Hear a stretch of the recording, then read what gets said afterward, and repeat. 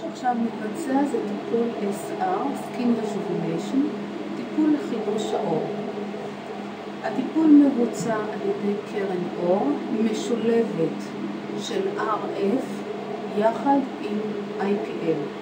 RF זה רדיו פריקוונסי שמעמיק את הקרן לשכבות יותר עמוקות של האור.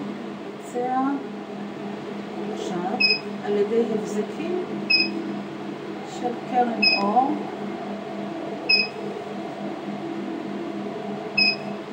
באותה שיטה אנחנו מטפלים גם בפיגמנטציה